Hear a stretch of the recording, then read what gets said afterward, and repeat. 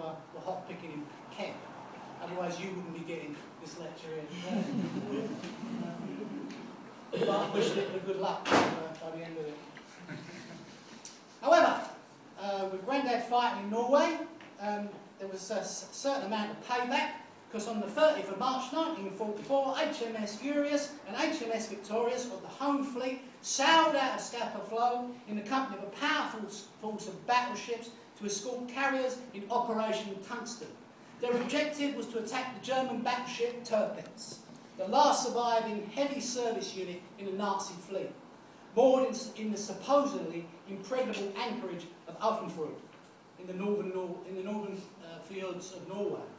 In the early hours of April the 3rd, having approached within 120 miles of the Norwegian coast, the carriers launched 42 dive bombers and 80 fighters in the largest airstrike yet undertaken by Jack's Fleet Air Arm. Tirpitz lay at Kafjord and was hit by 15 bombs, which made it incapable of putting to sea on the crucial Normandy D-Day invasion period. That's what you get for coming to Canning Town and bombing us. Some here today, whose forebears stormed those French speeches to bring an end to Europe's fascist nightmare, in fact, owe their very existence to the FAA. However, it was in the last years of the war that the history of youth work, as we recognise it today, started.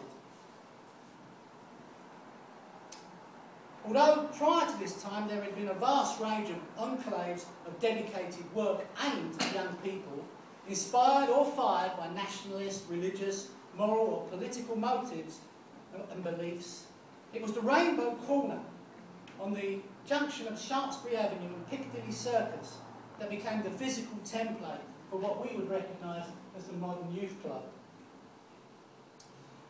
It provided a place where young people could go simply to socialise.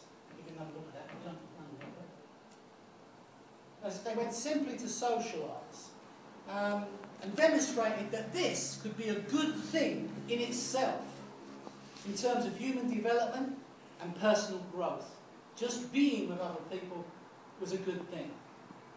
The Rainbow Corner Red Cross Club, the first of a number of similar establishments that blossomed all over the country and liberated Europe, looked to recreate the staple of American adolescent life, the corner drugstore.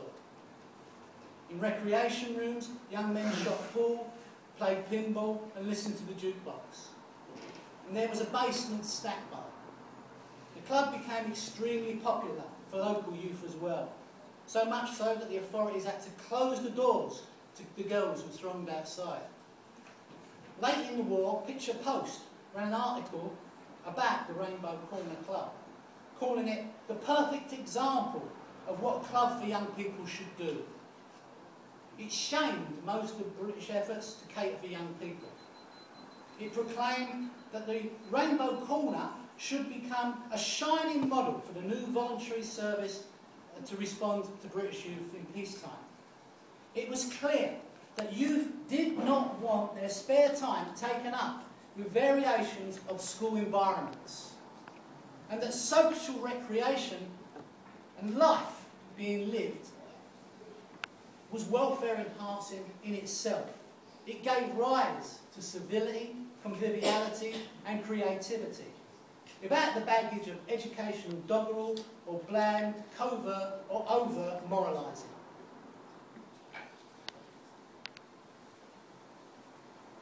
It's a treasure we should hold on to.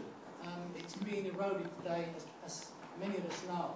This way of being with people in a humane, full way. Not with expectation and hope, not seeing people as lacking in something. Jack took his first steps into business in 1948. It was a busy year in London. The city was hosting the Olympics. The ABA lightweight champion, Ron Cooper, he's still around, still doing boxing coaching at 85. He was from Manor Park, where Jack had lived with his parents after moving from Plaster.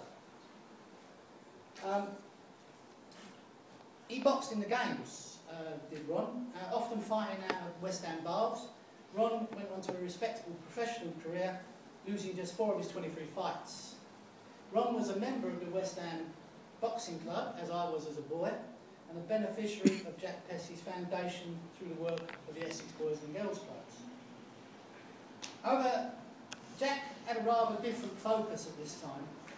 In his second-hand Hudson Terraplane, these cars would retail for about £300 new. They're quite mean, those cars, and I think I want one today. He charged 12 and 6 for a ride from the Royal Docks to King's Cross or Euston stations. This was when the average weekly wage was £3.18. That's about £3.90 now. Well, it is £3.90 now. Now the average wage is about £400. So the equivalent journey now would cost you £70. That 12 and 6 is today worth about £70. To give you another idea, a black cab from here to Euston was supposed to cost you about the 9-mile trip, £22.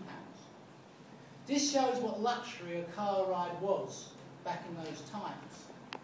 There was just over 1 million cars on British roads. Petrol rationing remained with us until 1954.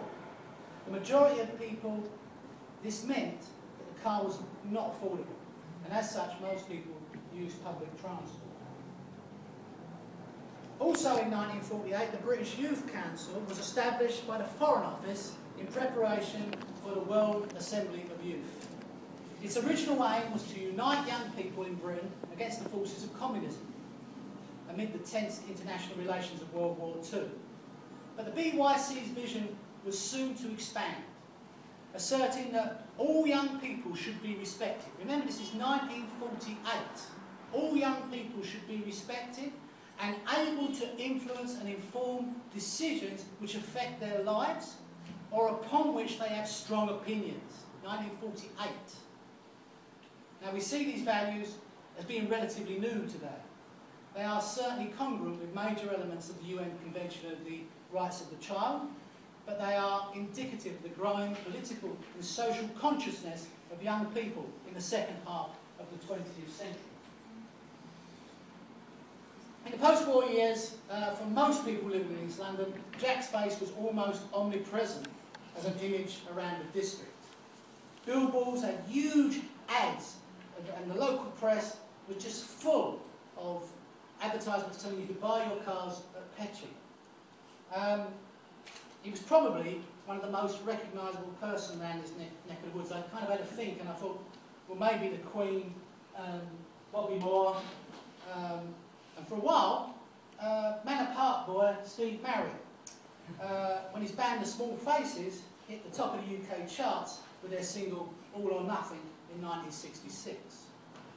Half a dozen years earlier, the start of the swinging decade, the Albemarle Report offered a platform for a national strategy for youth work, with a vision that effectively energised the development of professional standards and expectations of practice. In the last few decades, this admittedly idealistic document has come in for a deal of criticism, both iniquitous and fair. However, the Albemarle Committee was served with honour and sincerity by the likes of Leslie Paul, innovatory young women's worker called Jeff Cobb, prominent sociologist and working class hero Richard Hogarth, and the vicar that baptised and confirmed me, and thousands of other of Plaistow and Canning Town kids into the Church of England, Canon Eric Shipman. Eric had served the people of Newham as a vicar of St Andrew's Church in Plaistow for decades before taking over as warden of Fairburn Hall in Canning Town, a celebrated community institution that was embedded into the work of Mansfield House. By 1968, Fairburn had a regular membership of more than 900. Its boxing, weight training gyms, basketball court, table tennis facilities, library, theatre, workshops and canteen were nearly always full. On Shipman's watch, tens of thousands of young people from East London, boys and girls towards the end of this time, were deeply touched by his humane and thoughtful approach to youth work. It was he who hired me as a part-time youth worker, having heard of my work at the Mayflower, He literally came and knocked on my door of my family home, asking me to work at the club where I'd been a member a few years earlier. It was Eric who insisted that I go to YMCA George Williams College to become professionally qualified. Perhaps if some of his biggest critics of the album I'll recall had given a fraction of what Eric Shipman gave to youth work, they might read this document with a little more generosity and certainly with a better understanding. It began with an interesting statement. He said, to offer individual young people in their leisure time opportunities of various kinds complementary to those of home, formal education and work to discover and develop their personal resources of body, mind and spirit, and thus to better equip themselves to live a life of mature, creative and responsible members of a free society. Here I think you might agree is nobility of principle. That is in harmony with the aims of the YMCA and those of the Jack Petchey Foundation. It is clear, mostly an unequivocal statement that throws most of the theory glued to youth work into touch. It's amounted to something that has been the basis of what we want to do and who we want to be. As the 20th century approached its 7th decade, it seemed Jack was offering every service imaginable related to motorised transport. Few people were aware of his impressive ventures in foreign climes. In the initial years, wherein his interests seemed to straddle the globe, local attention to his activities was closely tied to his involvement with West Ham United Football Club. Jack took up the challenge of a directorship in 1972. This was 7 years after the abolition of the county boroughs of East Ham and West Ham to create Newham. It was also that year that West Ham United became the first major club to field 3 black players: Clyde Best, Clyde Charles and Adi Coker.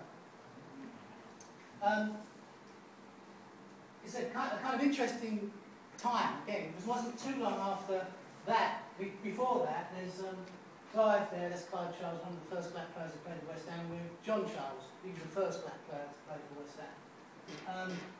John was also the first black player to receive a cap for England, for Young England, playing for a local club. And he was the first black player to captain West Ham to the FA Youth Cup in 1963.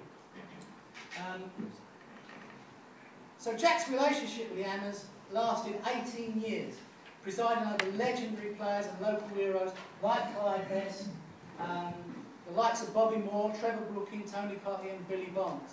This period saw the first shirt sponsorship at Upton Park, 2 FA Cup victories in 1975 and 1980.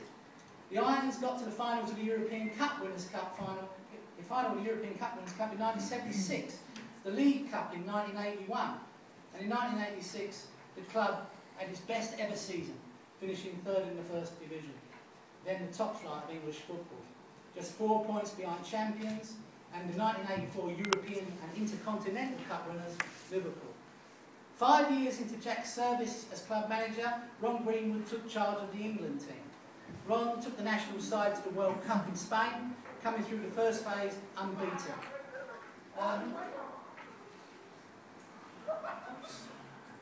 Come through the first phase.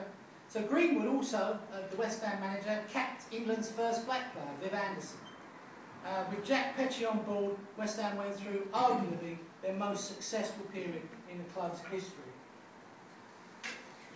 In 1972, a school-leaving age was raised to 16, and the scandal of unemployment reaching 1 million, headlined in most newspapers. The Reverend Fred Milson, at the time head of department of the influential West Hill College, Solihull, argued in his pamphlet, Why I Am a Youth Worker, that the main motive and goal for youth work was the development of the personality of the individual, and that this might be achieved via social relationship and community involvement.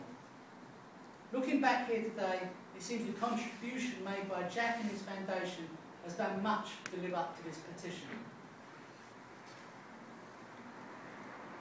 Well, Stratford-born boxer Lennox